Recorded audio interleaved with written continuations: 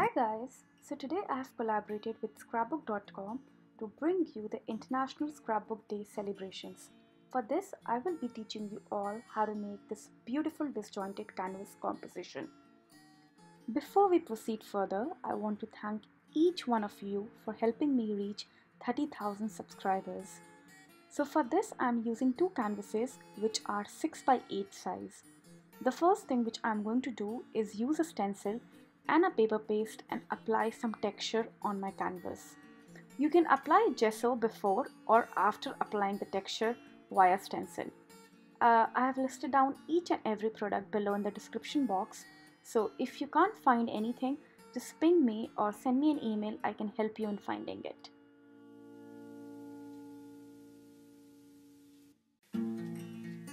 Make sure that you apply generous amount of paste so that you get good dimensional effect when you paint your canvas.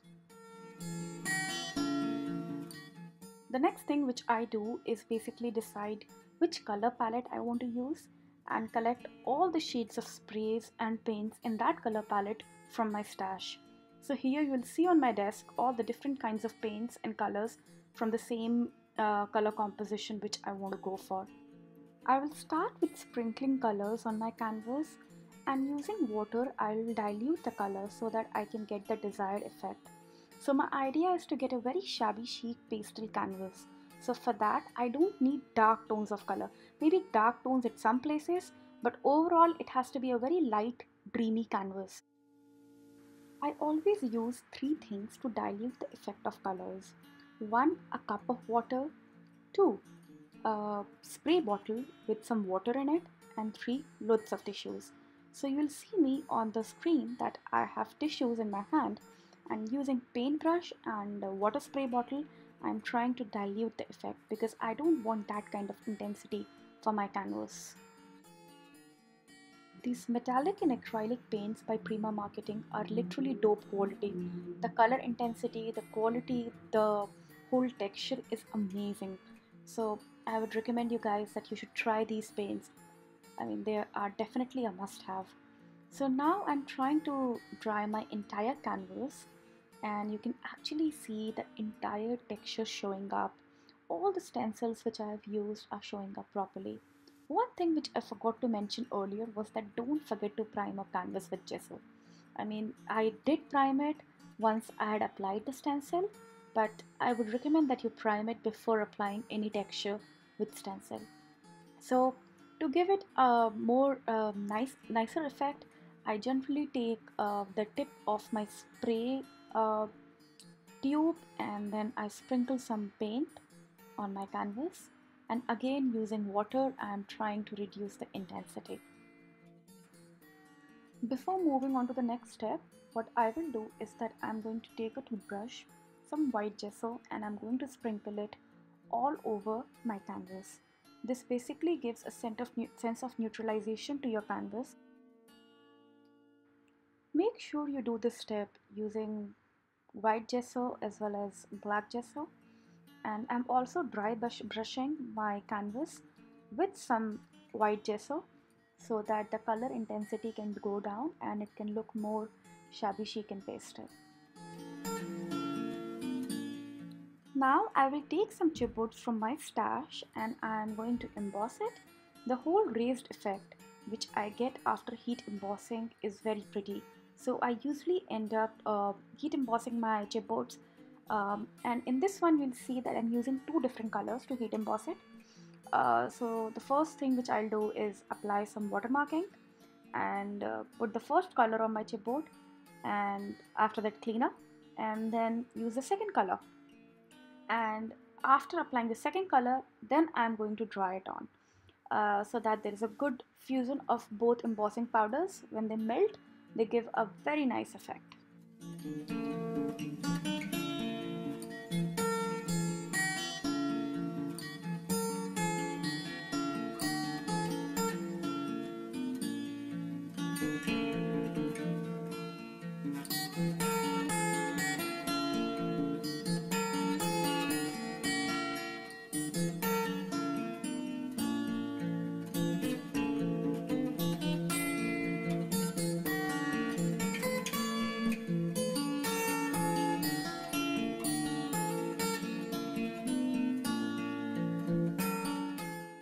My elements are ready and I am going to do the composition. And before doing that, I felt that the intensity of color was a little higher than what I wanted. So I just went ahead and took a toothbrush and I just splattered some white paint all around. And after splattering the white paint, I'm taking some heavy gesso in black color, again by Prima Marketing. And everything which I'm using today, you can find it at scrapbook.com.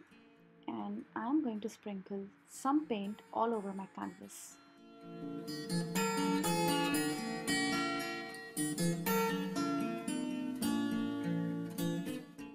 Now let's start composing the canvas. I had the whole idea of making a forest kind of an effect with some bridge and stairs, basically a path to forest. So I had this beautiful bridge resin piece by Prima, and this is a very old piece. It is by this lady called Invalid Balme, and I don't know where she is. She's no more crafting, and I used to love her work. So I'm going to be using this one, and along with that I'm composing the entire layout with a lot of flowers.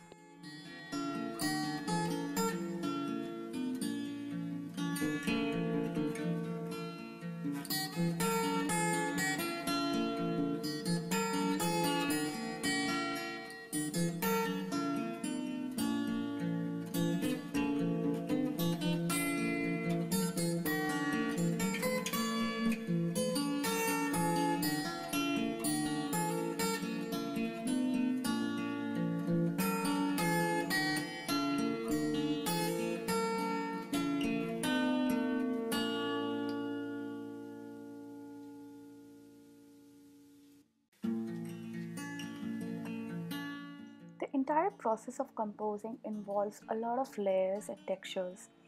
So to give textures, I use a lot of cheesecloth, and then you see this beautiful piece on the right, scroll basically, that I have made using some paper clay and molds by Prima Marketing, and I've painted it with some antique wax. The wax is amazing, the art Alchemy wax. You guys, if you want, you should try using it. It gives beautiful effect. I got this beautiful moss from Hobby Lobby from the floral section, and I use it a lot to give textures to my canvases. I'm using a simple black thread and layering my flowers, and this is more of a self-explanatory process, so I'm gonna speed it up a little and raise the volume up. And before we go forward, I just want you guys to make sure that you make both the layouts disjointed. So all the pieces which go between two of the canvases, make sure the larger side you stick it with the corresponding canvas, not the smaller side.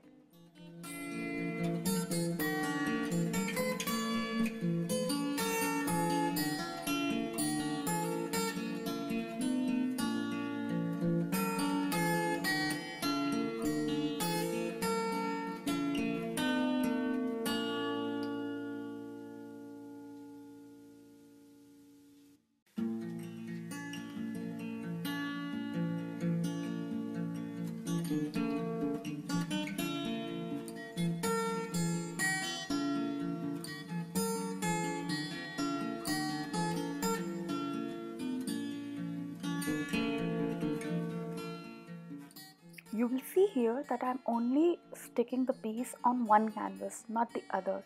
So this would give it a very nice disjointed look. And I'm cutting the cheesecloth between two of them. And now you can see when I stick them together, they make a composition. This effect is absolutely stunning, guys, and you all should try it. I separated out the other canvas so that I can compose it freely and make it as I want it to be. You'll see that I'm using a lot of moss which I collected from the floral section of Michael's, and then you'll also see that I'm using stack of chipboards to give a raised dimension to my flowers. I'm using these beautiful resin frames and stars, again by Prima, and I'm going to list it down below. And everything which you see here adds a lot of detail to my canvas. So make sure you try to add as many layers as you can And when you do mixed media, there's nothing wrong in it. I mean, you can never go wrong in mixed media. So that's the whole beauty of it. I'm using these wooden sticks which I bought from Fairy Garden of Michael's. So you can see that I use everything from all different walks of life. In the end, you are seeing me that I'm using this dry brushing technique. So in this, you take lots of amounts of water and then you quickly dry brush everything on your canvas with it. So the idea of dry brushing is basically to neutralize the entire canvas so that nothing stands out in the canvas. I mean, I usually don't like canvases in which something stands out, something which is like very gaudy. So neutralizing and dry brushing is a very good technique which I do recommend to all my viewers right now.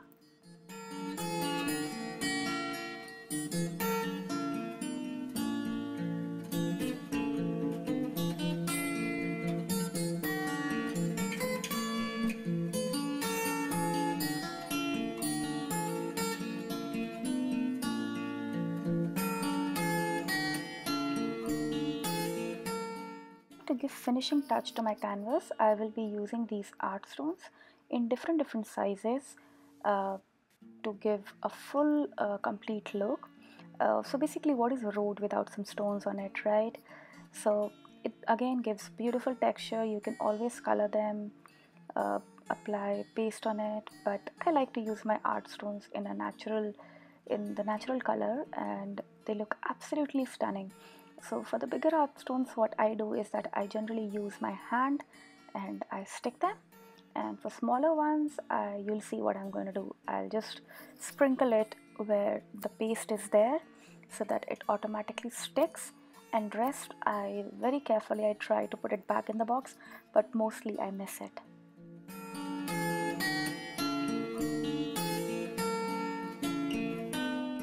I really hope you guys have enjoyed this video as much as I enjoyed making this one. This one required a lot of effort, and the total time of me making this canvas was over 12 hours. So I would really appreciate if you guys can leave me some love or some feedback. Let it be negative. Any kind of feedback is good, but I would love to hear from you guys. So thank you so much again. Don't forget to enter your projects onto the challenges going on at scrapbook.com. I'm going to list down each and every information below related to the challenge and all the links. And to participate, they have amazing giveaways. They're giving away 50 prizes in different categories, and each prize is worth $125. That's a lot, guys, and like you have a lot of chances to win because they're giving away many prizes. Have a great day, guys, and hope to see you all again very soon.